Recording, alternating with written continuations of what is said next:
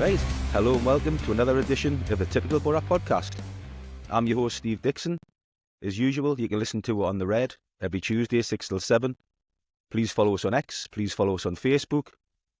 Please subscribe to our YouTube channel, that's really important if you could do that for us guys and girls. And please rate and review on all platforms.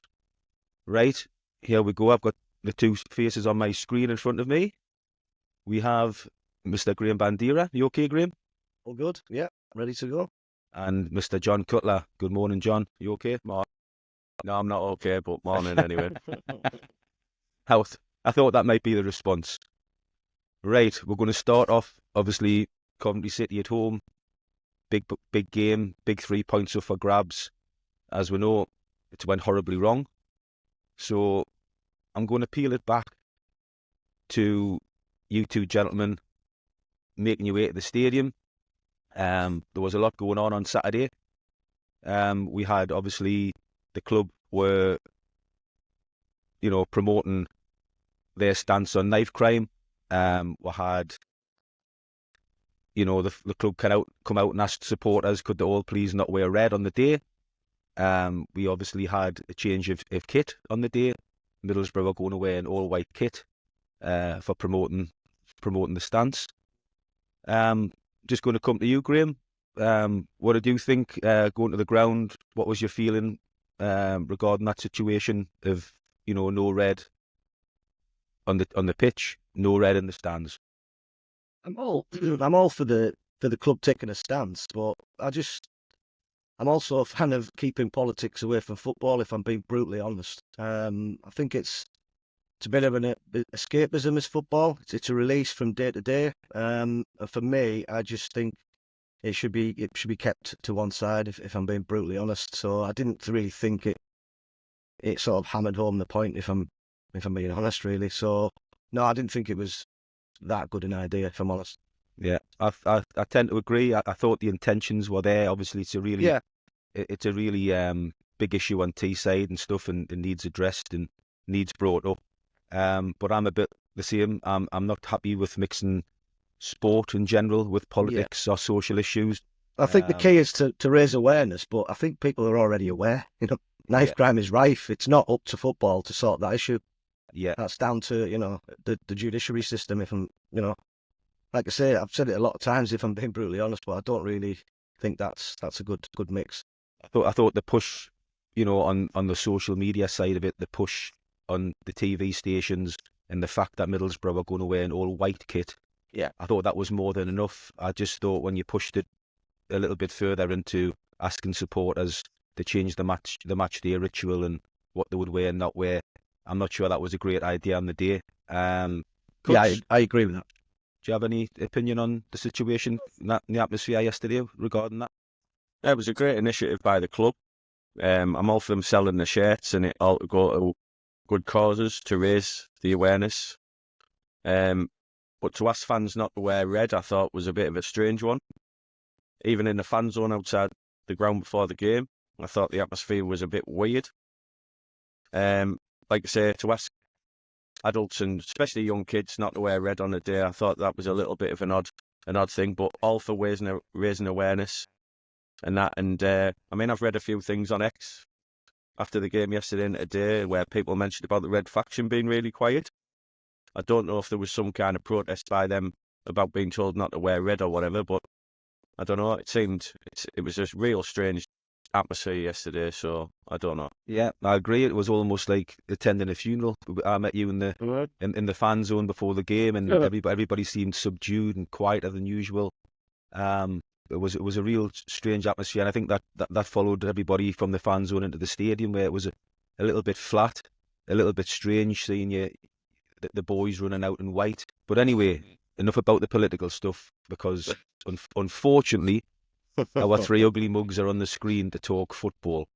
So we'll start before the teams come out. We'll talk about the team news, because I thought that was a big talking point, which again I think had an impact on the atmosphere when you seen Michael Carrick's 11 come out, and you seen Noah Vandenberg in the lineup, and you seen no Doak was a massive blow, and you seen Doak's name not in the starting 11 And I also thought it was a strange one seeing Anthony Dijksteel, who I thought had a tremendous game at Norwich, not starting either. So I'll come to you, Cuts, I'll come to you first. What was your initial thoughts on the lineup?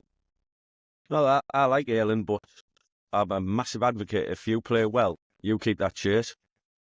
So what type of message is that sending out to Dijksteel and anyone else? You can come in and play as well as you can, put in a really good performance, and you're getting dropped next week. Don't agree with that for a start. Carrick's pre-match press conference, I think it was Thursday, when he was talking about managing Doak, saying he had a bad injury last year. He played 9 games for us or whatever it was. We've got to manage him. I knew then he wasn't going to start on Saturday. They've said since then that it was a precaution. Precaution for what? We got absolutely gumped at home yesterday. We're getting further and further behind the top 2. It's about what have you done now? We need to start winning games, so you pick your best players. If he'd have come on if he'd have played yesterday and got an injury and been out for a couple of weeks, but we won, we need the 3 points. I don't get it. I don't get that at all. And obviously the Vandenberg one's he's a big loss, but we've got decent centre halves. Clark came in, and we've got Fry coming back from injury on the bench. So yeah, I don't agree with the Doak or the Dijksteel one at all. After the match, Michael Carrick mentioned actually about Vandenberg and said he had twisted his knee in training. And I think it was Mark Drury tried to push him on, is he going to be back shortly? Is it a couple of week thing? And he wouldn't answer the question as per usual, Michael Carrick, which to me doesn't bode well, because when he's shy and if coming out with any information on injuries, it tends to be a long-term thing. So fingers crossed it's not, because although you're right, we have got cover in the centre back area and Fry's come back. I think Vandenberg would still be a big loss, especially when we need points on the board. Absolutely. Graham, what was your thoughts on the 11? Well, I'm guessing you're similar to me in Cuts. Absolutely. John stole me thunder there. I mean, I saw Carrick's presser on Thursday, and he alluded to Doak being, he's played, when he said he's played 8 games, I mean, the writing was on the wall there. I took to Twitter straight away and said, is that, are we being comforted by the fact that he's not going to start on Saturday? And that's turned out to be the case. As soon as that team was announced at 2 p.m, devastated. That left me flat even before I got to the ground. Never forget about the atmosphere and the performance. So when he doesn't start, when Riley doesn't start, we're flat. We're absolutely flat. And for him not to start was a travesty, really. And I think that set the tone, really, for the start of the game. We didn't even get started, really. We didn't get out the blocks quick. There was no outball. Doak's the outball every single time. You hit him on that right-hand side, he'll take his left back on. He'll go inside, he'll go outside. We didn't have that. We'll probably touch on Isaiah Jones' performance a bit later, but he's certainly not a replacement. So if that was a precaution, then I'm not sure where he picked up this niggle, this injury. He was fine at Norwich. He was brought off far too early at Norwich, to be honest. He should have stayed on for the full duration, and that might have seen a different scoreline. So yeah, very disappointed. And I agree again with John regarding Ayling. It's always nice to see Ayling back in the team, but you've got to give a player a chance. I mean, I thought Dijksteel was excellent at Carrow Road. Got an assist as well, pushing right up the pitch. So he deserved to keep the shirt. So very disappointing in the starting lineup. Obviously Vandenberg, if you said he's twisted his knee, then so be it. I mean, if the player is genuinely injured, then he can't play. But there's something not right with the Doak situation, if I'm being honest. I just don't think he's injured, really. I just think there's maybe some dialogue between the clubs, and maybe Arne Slot's got in touch and said, we don't want him playing too many games in case he does get an injury. But Carrick just seems to mollycoddle players a little bit too much for me. So I'd be starting Doak, even if he's 80% fit, because he's far better than what we've got, and he impacts games. So yeah, very disappointed to see the changes, and that set the tone really for the whole performance, because we didn't start well. We allowed them to get a foothold in the game quite early on. We had a few scares before they actually scored and before the sending off, so the warning signs were there. We've got to start better. We really do, because it was pitiful performance, really. But there's reasons for that, which I'm sure we'll touch on regarding Hackney's sending off, which I thought was a joke as well. Do you think, Cuts, that Michael Carrick could be? I mean, you've got to take people at face value when they say what they say. But do you think Carrick could be one of those managers that sort of likes to prove a point? And what I mean by that is when he comes out and says Doak needs some rest, and you get the fans that, what do you mean he needs rest? He hasn't played since last Sunday. It's almost like, well, I'm going to show you, because I'm telling he needs rest.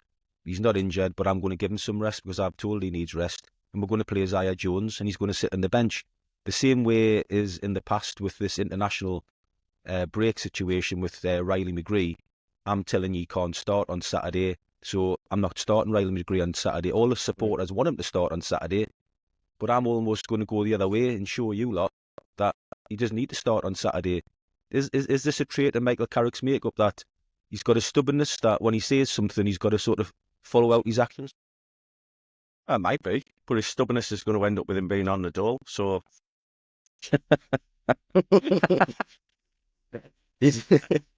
you're the man to give him a job, John, aren't you? Doesn't get more blunt than that. He's right, though. He's right. It's a fact. We need points. Keep losing games. Keep resting Doak. Graham mentioned there, find a slot on the phone to him saying, no, you need to rest a play. Hold on a minute. We're loaning him for a year. It should be up to our management team, who, when he plays and when he doesn't play, not Arne Slot's got nothing to do with Liverpool. And It just seemed very bizarre. It did. If he is proving a point, like I say, it's only going to end one way, because when Riley doesn't play, we get beat. And when Doak's not playing, we're getting beat. This squad shouldn't be getting gumped at home by Coventry 3-0. Fair play to them. They played really well yesterday, them. But I'm not interested in what they do. I'm interested in what we do. And if results keep continuing like this till Christmas, it's only going to end one way. So his stubbornness will get him the sack. Yeah, it's bizarre. I mean, I must have given Coventry a huge lift. I went on a Coventry City podcast to give a Middlesbrough review, and the question asked, which player should Coventry be fearful of and looking out for? And my answer was Ben Doak. So it must have given Coventry City players and supporters a huge boost when they seen the name of Ben Doak missing, because they know he was a threat watching the Norwich game the week before. And I just don't get it. I mean, if he does need a rest, I think what Carrick said was he struggled with a tight hamstring, and he had pulled his hamstring badly apparently at Liverpool and been out for a few months, and his hamstring was a little bit tight, so they wanted to be careful with him. I can almost get that, but at the same time, like Cuts has said, team comes first. If he's able to play, sometimes in football you've got to take risks. Risks actually give rewards sometimes. Put him on, start him, play him for an hour, like they did against Norwich, and then take him off. Get the game won.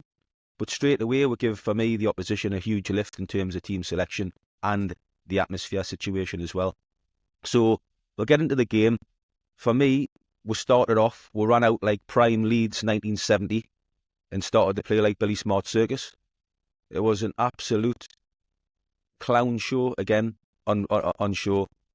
First half, as you guys will know, Coventry had the ball in the net twice before they took the lead. They were playing the better football. They were getting the ball wide, getting crosses in the box, and they had Middlesbrough on the ropes right from the off. It was a real poor start by Middlesbrough. They just didn't seem to get out the traps, didn't seem to get going, and the first seconds of the game, the ball goes to Isaiah Jones. Don't know if you can remember. I know what you're going to say. And he takes his touch and just runs off the pitch with the ball towards the tunnel. I thought he was going down the tunnel with the ball. Well, I really did. What was he doing? I was sitting with my dad, and my dad said he should have just kept going, because you could see which way his game was going to go right from that first touch. Yeah. But so I tell you what, we'll touch on. Obviously, it was the big point of the game. Really, it was it 22 minutes when Hackney got his second booking of the game. I've tried to watch them again. It looked like the first one was probably a booking, and the second one was a little bit hard. I think the second, it should be a warning from the referee. The first was a yellow. He took one for the team, stopped their counter press, and then the second one, I thought it was a joke. It's just a normal standard tackle that you see them 25 times a game in any level of football. The ref was very overly officious all game. I can't remember how many yellow cards he gave out, but it was a hell of a lot. But that wasn't a yellow card. Not a chance. Should have just pulled him to one side, said, "Look, son, I booked you once. Next time you're going to be going if you don't settle down." He lost the ball and he tried to win it back. Simple as that. And the man made a right meal of it as well, rolling about. And I think that was pivotal in the referee's decision. So shocking decision, completely ruined the game. Albeit I've got to give Coventry credit. They did start the better team, and we did get 2 warning signs with the two two goals that were flagged offside. But 10v11, it's just so hard at any level of football. You're just chasing like a dog chasing a stick. We were just knackered by the end of the game. I couldn't wait for the whistle to go, to be honest. It was horrendous. And they completely capitalised on that decision. So fair play to Coventry. Battered us on the counter-attack. Just sat in. They allowed us the ball. People said, we played better with 11 men. With 10 men. Well, we didn't, because we lost 3-0 with 10 men. But we were 0-0 with 11. So... Good point. Yeah, but honestly, people say, we played really well. Well, you can play well if the teams give you the ball. But they were just cherry-picking when they wanted their moments. And then they broke on us with ease. The guy on the right-hand side absolutely crucified us. But, it is what it is. I mean, yeah, 10v11 is so difficult. So it's very hard to sort of gauge the level of performance. I did think the players kept plugging away. I thought Hayden Morris was good in the centre, kept trying to keep the team going. I thought Borge had another half-decent game. Yeah, but it just wasn't to be. It was so difficult. Conway was ready to bust a lung, I think. Just chasing and chasing and chasing, lost cause. But we've got to move on quick and just make sure we keep 11 men on the pitch against QPR. I'm sure Hackney will feel awful, but it really was a shocking decision. Garbage. It's funny what you're saying there about Middlesbrough saying, people saying that we played better with the 10 men. Because after the game, Michael Carrick's interview, he agreed with them. He actually said he thought the sending off settled Middlesbrough down, and Middlesbrough actually played some really good football with 10 men, and it wasn't until the second goal. Now, I think he's just blowing smoke up the fans' backsides with them comments, because I agree. For me, Coventry were in control of that game. And I thought the sending off actually gave Middlesbrough a get out of jail card, because I don't think Middlesbrough winning that game with 11 men or 10 men yesterday was so way off the pace right from the start. Obviously, the sending off does have a huge impact. Cuts, the sending off, was it? What was it? I don't know. Was it stupid play by Hackney? Should have been more switched on and situation on a booking to go lunging into a tackle like that, or was it just poor refereeing? Yeah, great points by Graham there, but unfortunately I disagree with him. Hackney gets booked every game, pulling people back, stupid yellow cards. I've mentioned it week in, week out. Instead of him booting someone in the stands and getting a yellow card, it's a waste of a yellow card. To go in for that tackle when he's already on a yellow, you've got to use your brains. He's vice captain, he's been captain in the club during the season. What's he doing? He's only got himself to blame. Absolutely only got himself to blame. Fuming with him, to be honest. He does it every week. Yellow cards for nothing. Every week. He needs to get that out of his game, and he needs to get it out fast. Yeah, we're going to be missing Hackney now. I don't know if it's a 1-match ban or a 2-match ban. I don't care. Howson coming in will be a good thing for this club anyway. I actually thought Howson, when he came on, done very well. Howson steadied the ship. Howson did well. I thought he did well. It's good to see him back. So I don't think that's too much of a loss, losing Hackney for 1 or 2 games. But yeah, it's what we do in both boxes, which is still a worry. So what we don't do. So we've actually said on here, well, not so much me. I'll probably say you, Bandy. To be honest, you've been alluding the last few podcasts about Middlesbrough's problem isn't really in defence, where defence has been doing reasonably well. It's the fact that we don't score enough goals, which is obvious as well. Do we have 2 problems now? Because that's 6 goals we've conceded in 2 games, and suddenly we're looking really desperate from wide areas. You had the Norwich goal where Senny Dieng's kicked it in his own net from across. Yeah. You had the goal on Saturday, the first goal from Thomas, the header crossed by Eccles, free header in the middle of the goal, heads it past Dieng. You've got the second goal. I know we're down to 10 men before people start saying that, but it's obviously a problem at the moment. Ball goes wide to Sakamoto, who always turns up against Middlesbrough for some reason. Gets the ball wide, fizzes across the box. Wright's there, isn't he? Haji Wright. Yeah, smacks it into the back post, unmarked again. Are Middlesbrough really that good defensively? Because at the minute, there's holes all over the shop for me. Yeah, I think if you put it into context, the 2 goals that Coventry got, late into the second half were were inevitable because they were just picking us off. Like I said, the extra man, it does make a massive difference, especially when they're just wearing you down, and we were absolutely flogged at that point. The first goal was a joke. That was very, very avoidable. If we could have saw half-time at 0-0, then you galvanise half-time and you come out and you just shut up shop and you try and stop them from playing and be a bit more rugged and aggressive. But that first goal was very poor. Guy just gets in between Clark and Edmondson, free header. That should not be happening. So terrible goal from our perspective. The goals at Norwich, obviously, signs where he's just swiveled and banged it top corner. I mean, not many teams can stop that. So, yeah, there is an issue, but my issue has always been scoring goals as opposed to stopping them. I think if you're scoring goals, then you're giving the defence a bit of a break. We've just got to start taking chances. I mean, yesterday was pitiful. I mean, Bergsorg, I think he had our only chance after the sending off, and he shanks it wide from 8 yards. I mean, come on. Hit the target, mate. What are you doing? Seriously, how many times have we seen that? When it's 0-0 early in the game and we've missed chances, as ours the week, and then Bristol City go and score. So, yeah, I've got to start taking chances. It clicked nicely at Norwich. We were brilliant, We're like Barcelona at one point. There's like pinball in that final third, one-touch passing. Beautiful to watch. So we've proven that we can do it, but we're consistently inconsistent up front, defensively, and as a whole sort of collective, really, which is agonising. It's so frustrating. I mean, looking at the squad on paper, I still believe that we are capable of top two, but I'm looking more stupid week by week now by saying that. So I might just have to retire into my little shell and go and hide for a bit, because to say that we're going to finish top two, I'm just continually embarrassing myself. But I'll stick with it for a few more weeks. But if we remain consistently inconsistent, then it's mid-table again, isn't it? The usual. I've got to be honest. Standard default setting for Boro. I've got to be honest. That ship sailed for me. Top two. You did point out that a couple of weeks, didn't you? The Bristol City game, you were done, weren't you? After that. Yeah. We're too inconsistent. We've got too many problems, too many bad habits in our makeup, and I think the fact that the league's been reasonably average this year, we keep looking at the point situation rather than the performance and go, well, we're only 3 points off, we're only 4 points off, we're only 5 points off. We're always going to be those points off because we're so inconsistent.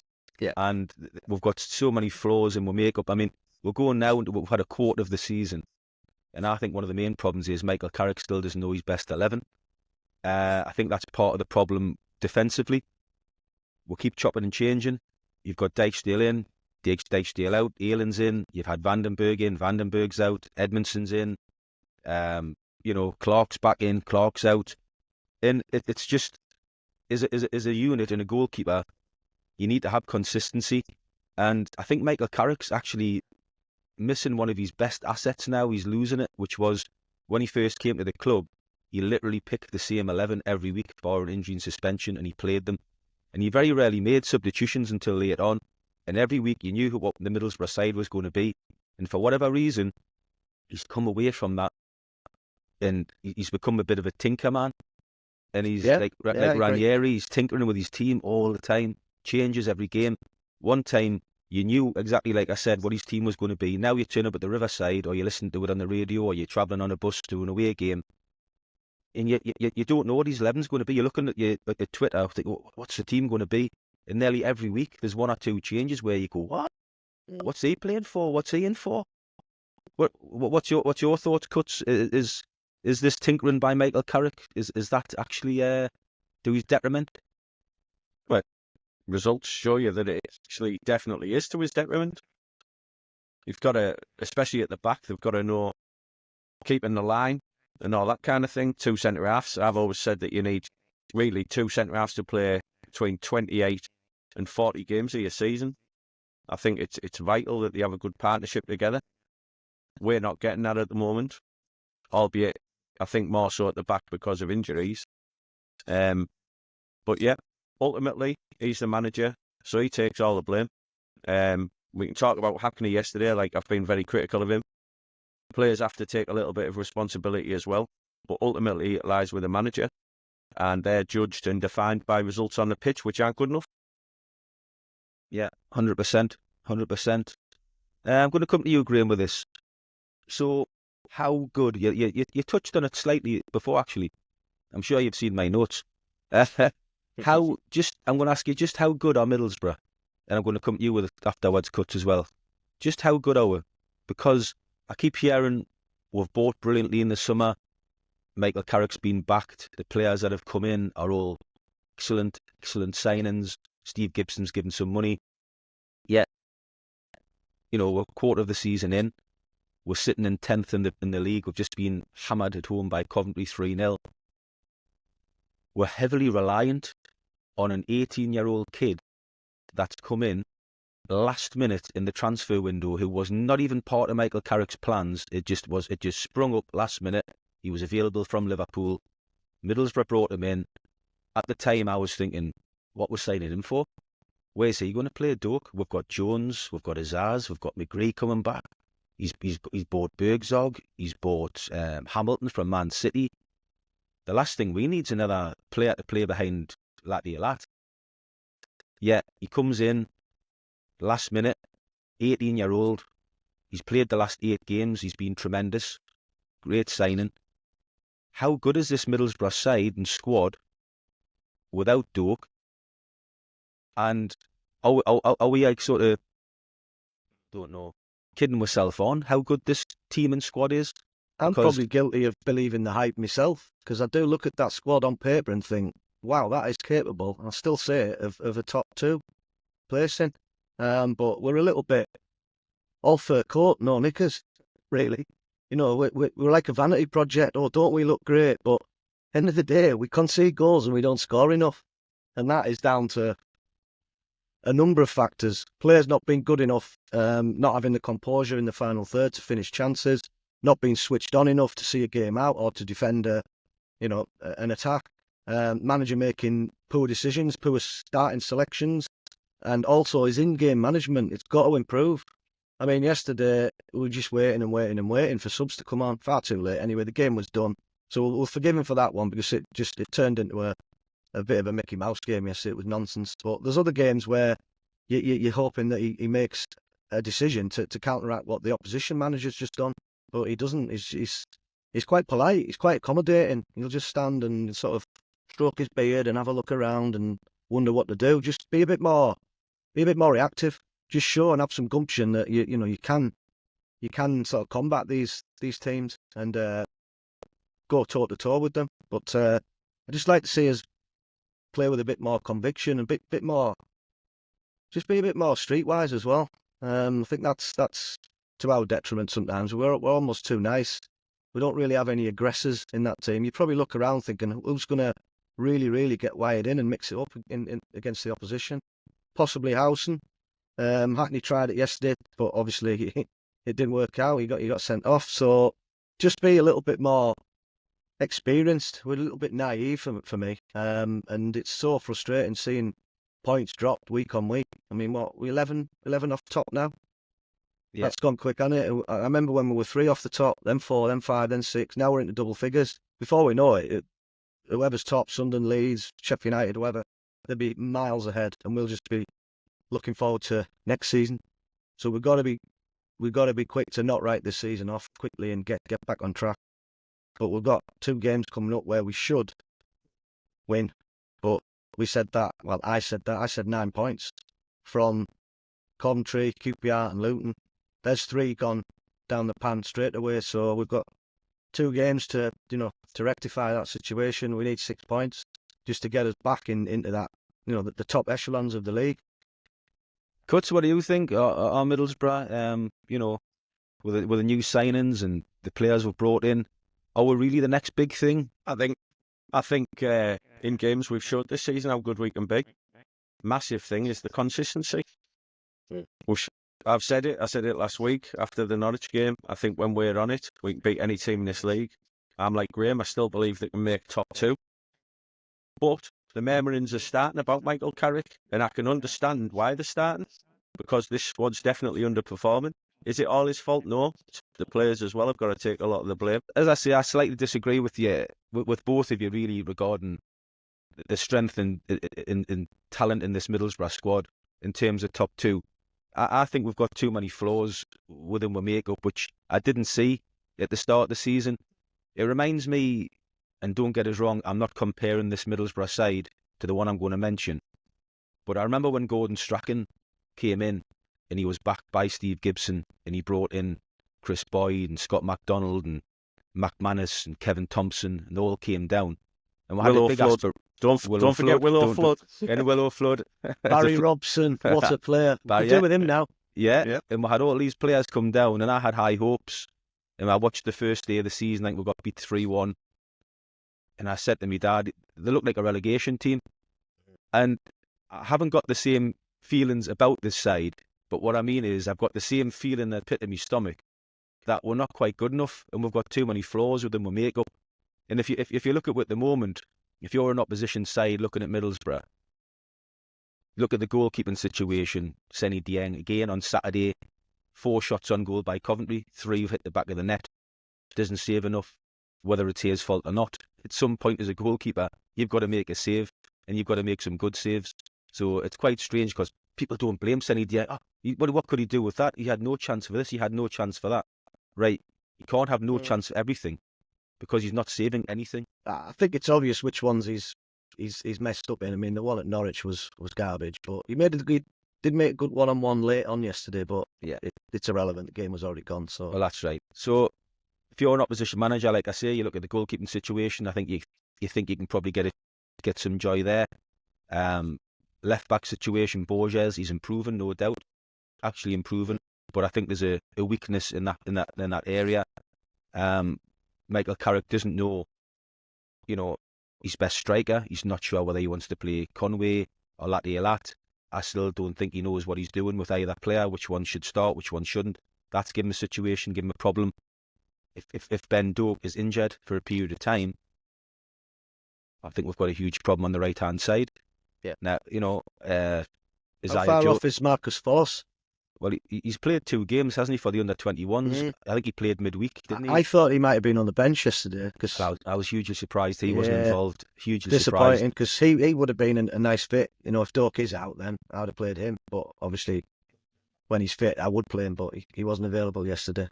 These players, they disappear, and you don't hear where they are, what's wrong, when they're coming back. Look at Darrell Lenihan.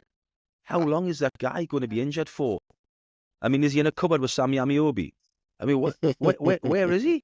You don't hear from them for months on end. These are key players. He was captain. He's a really good championship centre back. Where is he? It's incredible. But as I say, I think we've got deficiencies within the team that aren't quite there, which other teams can target. But we do have a lot of options, and we do have good players, and we're certainly underperforming. And I think Neil Maddison touched on it on BBC Tees after the game, and he admitted himself. He said, if Middlesbrough don't make the top 6 this season, failure. It's a disaster. Yeah, it's a disaster. He said it'd be failure, which was strong from Maddo, but he's right. Yeah. And that's where I'm sitting with the Middlesbrough situation, squad-wise, talent-wise. That's what I'm looking at. And I'm just going to reel this off, right, because I've got to get this off my chest. This is the Boro meme. Middlesbrough are becoming a meme, right? And I'll tell you why. I'll go through this, right? Derby County. This is why, as Middlesbrough fans, this is why the podcast's called Typical Boro, and this is why we get frustrated with life, right? Derby County. 71% possession, 20 shots on target to Derby County's 2. Lose 1-0 to an Isaiah Jones 60-yard back pass. Yeah. We're rocking to Stoke's youngest ever side. Hammer 5-0 in the League Cup. We'll play Preston at home. Preston have 1 shot on target in 95 minutes. We'll draw 1-1. Sunderland, beaten by a 17-year-old kid's back heel, lose the Derby game. Watford, dominate the game for 70 minutes. Cruising, concede on 76 and 87, lose the game, don't even get a point. Then Middlesbrough's bogey team number 1 turns up. Bristol City, beat with 2-0, first away win of the season. Then we're rocking to Norwich, 3-1 up, and a penalty to make it 4-1. End up drawn 3-3 and totally collapse. Then bogey team number 2 turn up. Coventry City, first away win of the season. Thumped 3-0, and on no red day, our captain Hayden Hackney sees red. That is the biggest meme you could ever wish to see. And I'm just going to put a play out now to Michael Carrick and the players. Just stop it. Just stop it, for God's sake. You are doing our head in. Please stop. Stop being a meme and be better. Because as a manager and as players, we're miles better than what we're doing. And it's got to stop at some stage. That's what's agonising. Next minute, Dicko, you're going to tell me that QPR haven't won a home game this season, aren't you? I'll tell you what QPR haven't done. QPR haven't won in the last 10 games. Right, well, 10 here we go then. matches they haven't won for QPR. And they're sitting 23rd in the league. Yeah, so they are there for the taking. They really are. Middlesbrough rocking into town. Going back to your meme story, which is very valid, then it could all go belly up at Loftus Road as well, couldn't it? If that's true to form for us. But we've got to arrest that. We really do, because season's going nowhere otherwise. It's got to stop. It really has. It's got to stop. So what we'll do is we'll discuss that now, because you've brought it up there regarding QPR and Luton, because these are two huge games coming up. But before we do, I'm just going to plug this. Our sponsors, as you know, Midas Cladding of Middlesbrough, they put up prizes every single month for this podcast, and will continue to do so. And we're really grateful for that. So November's prize is for the PS5. For those of you who've got the PS5, we've got the FC25 game, which I'm sure would be a real spot-on Christmas box for any Boro fans out there. Jude Bellingham on the front. We could do with him now, couldn't we? We could do with his brother, to be fair. We could probably do with his bloody grandfather at the minute, but anyway, that's up for grabs. So we're going to put a message out on social media, on the socials, on Facebook and on X, of what to do to enter yourself it for free to win that prize in November. So please keep a lookout for that in the socials, Boro fans. Right. Nice. So we'll get back to the doom and gloom of Middlesbrough Football Club. But the good news is, Cuts, like I've just said, we've got a real winnable game coming up down at Queen's Park Rangers, who haven't won in 10 games. What do you think's going to happen down in London on Tuesday night? Are we going to bounce back? No, I'm only joking.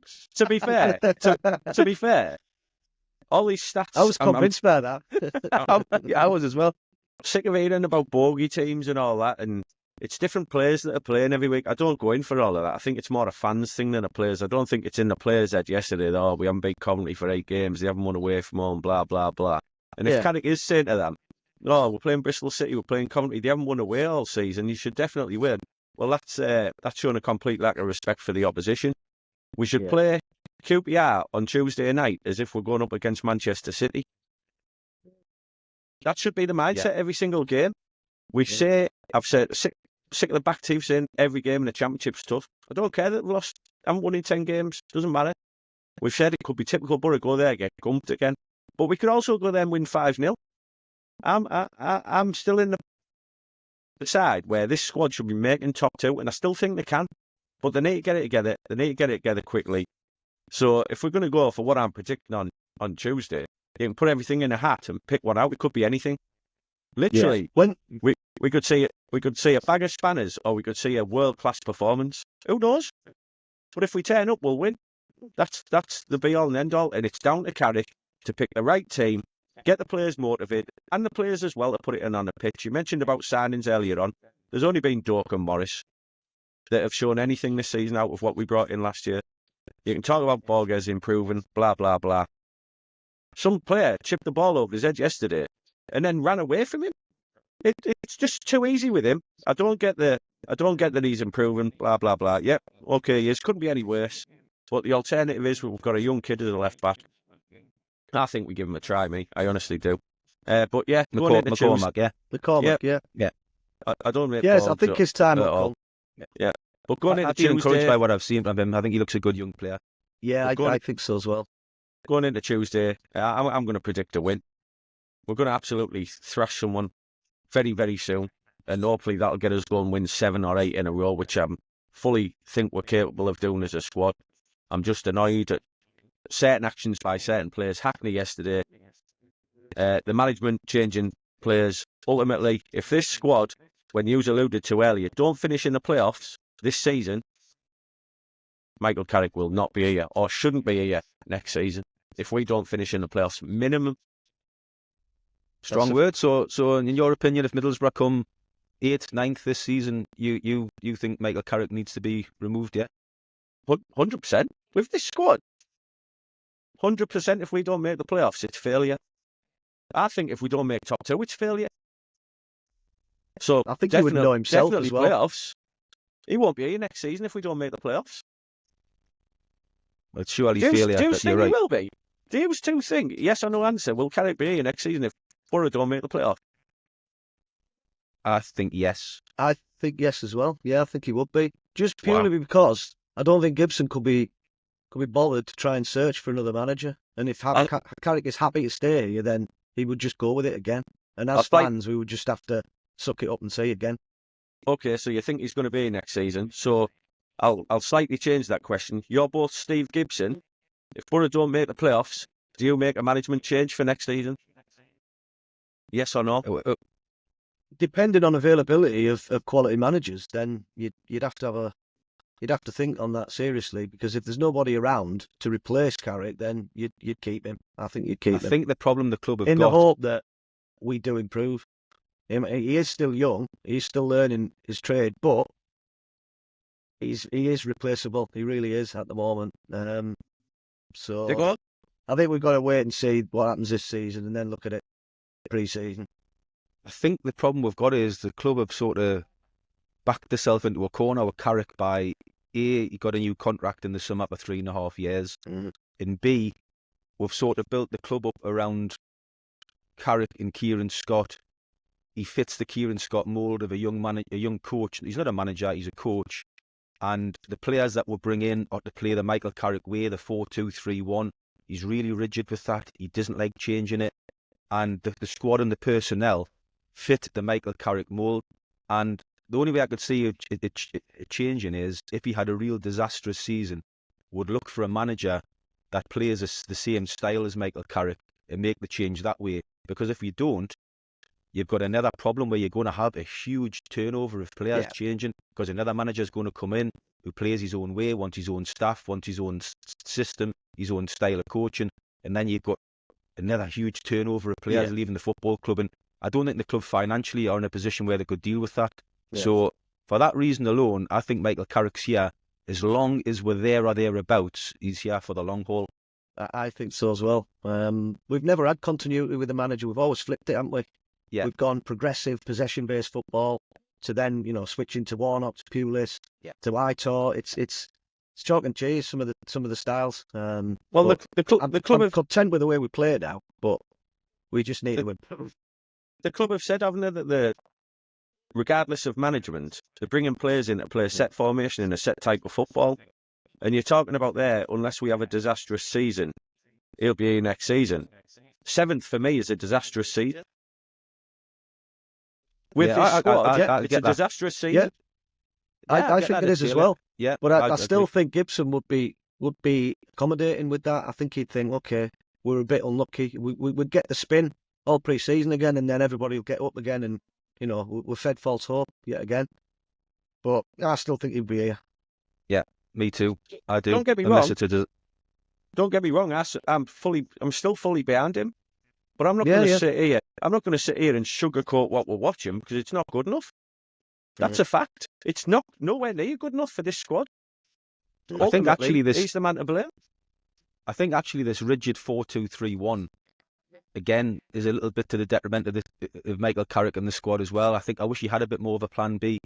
Even on Saturday, you look against Coventry, and you look because Doak's not playing. We have the personnel, because Coventry play with a back three. We had the personnel to match them up on Saturday and go, you know what? We're going to stick Ayling in one as a back three. We're going to have Dijksteel or Isaiah Jones right wing back. We're going to have Borges left wing back. We can bring Johnny Howson into the side and we can match them up and go 5-3-2. We have the personnel to change the formation depending on who we're playing. And I sometimes think Michael Carrick misses a trick on that. He's not flexible enough at times. Yeah, it's almost like I don't care who we're playing, how they're set up. we play our way. And I think last season he done it on a couple of occasions when we were struggling and bereft with injuries. I think one of them was away at Leicester, and he changed his tactics slightly to 4-3-3 for a couple of games, and we got a lot of joy out of that. Like, a lot of joy out of that. Even changing it to that, just to change it sometimes, just to think outside the box, makes a difference. But he seems so stubborn to keep this rigid 4-2-3-1. And for me, he really needs to have a plan B. Agreed. I mean, yesterday when we reduced to 10, there was a whiff of inevitability. We were always going to lose that game. But he could have brought Lath on and gone 2 up top and just thought, what the hell, let's go for it. You know, play 3-4-2 or something like that. Just change it up a bit. But no, we stuck with the same plan. Yeah. And it didn't work. So we've got them 2 games now. Obviously, QPR 23rd, haven't won in 10 games, followed by Luton Town at the Riverside on Saturday. They're 21st. They haven't won in the last 3 games. Both teams hugely struggling. Surely, if we're going to do anything this season, and if you 2 guys are going to be correct, and we're still on for the top 2, surely it's got to be 6 points, because anything less than 6 points over these next 2 games, surely we can forget the talk of the top 2. Absolutely. It's got to be 6 points. I often think, when is the cut-off point where I personally give in and think, okay, I got that horrifically wrong? You know, predicting the top 2 finish. When's your cut-off point, Cuts? Where you think that's it? It's done and dusted. There's a lot awful mid-November. Long way. It's only a couple of weeks away, isn't it? It's an awful long way to go yet. I mean, what are we? We were 5 points yesterday behind second place, which we all know can be caught up pretty quickly. Can it though? Well, no. That's what I was going to say. But this is down to the players and the management getting things right on the pitch.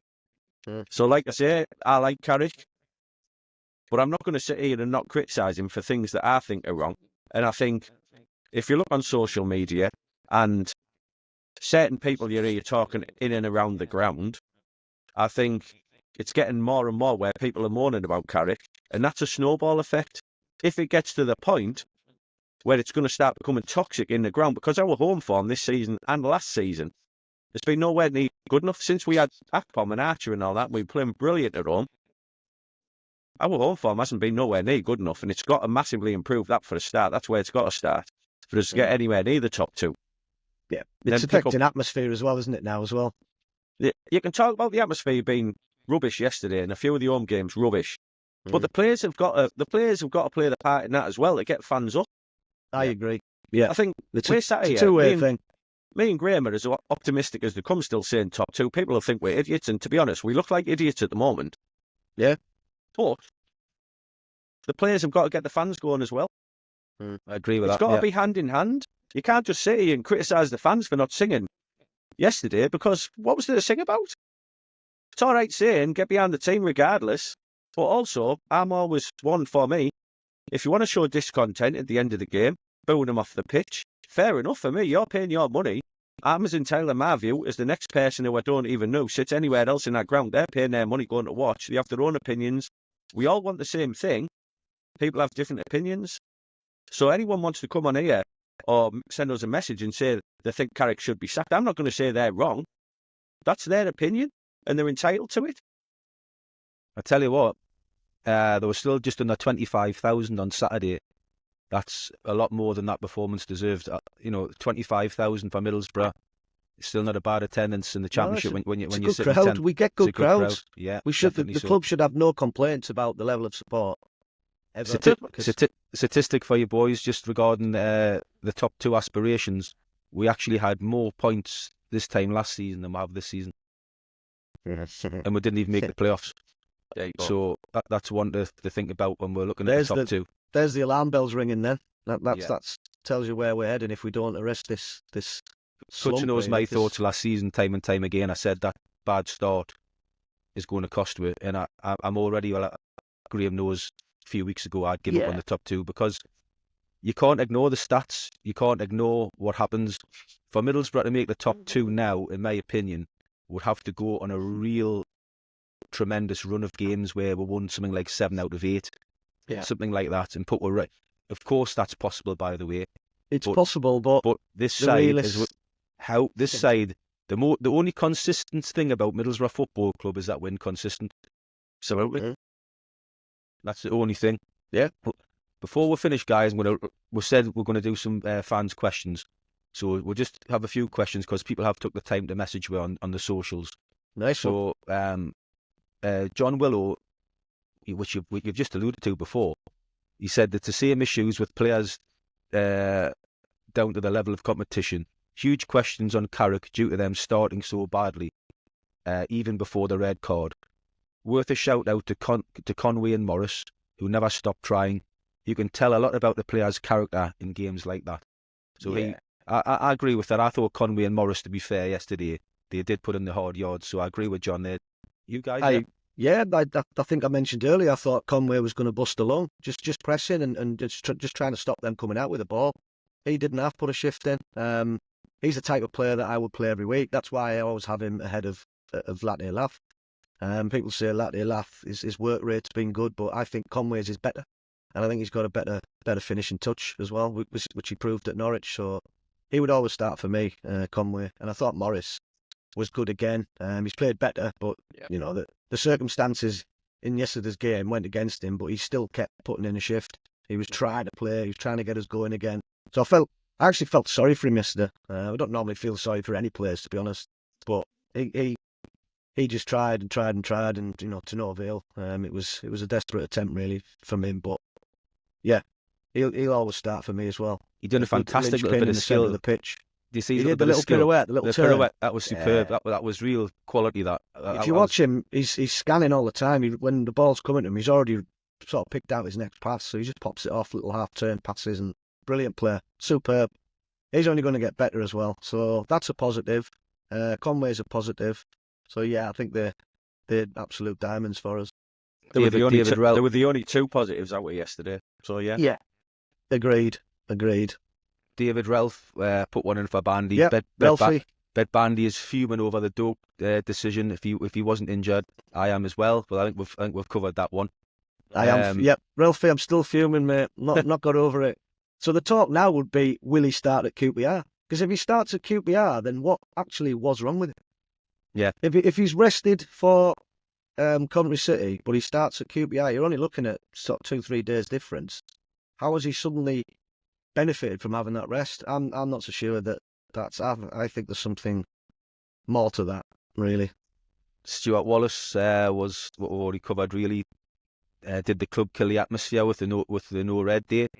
Did the strange white kit have an effect on the players' ability to pass the ball to each other? You may remember the Man United grey kit at Southampton. That was changed at half time because the players were struggling to see each other. I respect his opinion. But if we'd have played in red yesterday, it wouldn't have made a jot of difference. I think we could have had flashing lights on the strips, so it wouldn't have made any difference yesterday. Riverside FC, Hackney, has been booked the last 2 home games for exactly the same thing. You mentioned that, John, didn't you? He gave the ball away and took the card. Second yellow harsh, not helped by Asante rolling around. But for a centre midfielder to get booked, the first 10 minutes is a tightrope. Howson needs to start. I think this might be a little bit of a blessing in disguise, mate. I like Hackney. I think he's a good player. I don't think he's got his consistency at the levels where it should be. But I think Howson coming in, I think we could see Hackney on the bench for quite a while, to be perfectly honest with you. Interesting. Yeah. Hold me verse to that. I think that could work. I think Howson and Morris are a little bit more streetwise, a bit more nous. That could suit us, yeah. Good point, John. 1 point yesterday about Howson. He made an absolute crunching tackle on the halfway line, and it got the fans massively up. Yeah, we don't see enough of that. That's a fact. Mm-hmm. As I was saying before, we need that aggressor. I don't think Morris is that type of player. He's about finesse, and he's very classy. But Howson, he puts the hard yards in and does the doggies in midfield. So he'll put a tackle in as well, Graham. He will, of course he will. Yeah. Yeah, I'm happy for Howson to come back in. I think the team just needs a bit more leadership, and I agree with you, Graham. I think he would complement Morris very well in that middle, and I hope that's the midfield that starts at QPR on I think Tuesday. we could possibly be more dominant in there, and a lot of games are won in midfield. So yeah, that would work. That would tick many boxes, I think. But I'm not against Hackney. I do like Hackney. I think he's got attributes that we should we should appreciate. He does get forward more. He can ping a shot, as we saw against Stoke City. Well, Hackney is. But we need more from them. We need him doing that 2-3 times a game. Not necessarily try to score in the goal, but at least have a shot. Hackney is the playing version of Middlesbrough as a team. Yeah, good point. He's really inconsistent, but can be brilliant on his day, and he's as good as anybody in the league on his day, and he's got lots of talent. But he's just mirror image of the side, isn't he? Too often he goes missing. Too often chooses. I think we just have to accept, like yesterday was one of them things. That is his playing style. He's never going to change. That's why he's forced his way into the team, because that's how he plays. But yeah, some people will say it was poor from him. John was quite critical. I just think he was a little bit unlucky. I just thought the ref was shocking all game. There was no consistency at all. He's giving yellows for things that aren't even a yellow. He was terrible. Coventry took full advantage. At least he was consistent in that, because he was giving them yellow cards that were never yellow cards either. Yeah, he was. But I think that's modern football. You can't touch anyone these days. You get yellow cards for now. But like I say, I'll repeat it. My bugbear about Hackney is he gets a yellow card for pulling people back every game. Yesterday, once he's on the yellow card for that, which was a yellow card, the first one, he's only got himself to blame the second one. And if you're saying he's not going to change, then I wouldn't be starting him, because it's reckless. Putting us down at 10 men. If he's not going to change that, you don't start him, because he's putting the rest of the players in the squad at risk of what we want to achieve. Yeah, he can be quite haphazard at times and charges around without fear. Right, last one, lads, and then we're going to have to call it time on another podcast. But Martin Crone, I'll leave this one to you, Cuts, because you've touched on it before. Never seen so many Boro fans leaving early yesterday. Crowds are dwindling. We have less points at this stage than we did last season, which indicates we are going backwards. If we lose both games this week and drop 6 or 7 places in the league, do you think Gibson will step in during the international break? I'm not going to criticise any fan for leaving at 2-0 yesterday, and certainly not at 3-0. They've paid the money. So what? If that's what they want to do, I'm not going to sit here and criticise them. Fair enough. I left myself after 80 minutes yesterday. People can sit there and say, "Oh, you've got to stay at the end. You've got to stay at the end." Wrong. They pay the money. It's not like it was 1-1 and we were still in the game. The game was over. I'm not going to sit here and criticise them. With regards to Carrick, if we lose the next 2 games, I've already said about momentum and crowd anger. It's going to get more and more and more. Is he under massive pressure if we lose the next 2 games? You better believe he's under pressure. Yeah. Good way to end. So, right, let's hope it doesn't happen. He's not under pressure. Let's hope Michael Carrick's Middlesbrough go to QPR and absolutely hammer them. I was tempted to leave after Jones's first touch yesterday. You just know that's the way the game's going to go, don't you? Yeah, well, very predictable, Boro.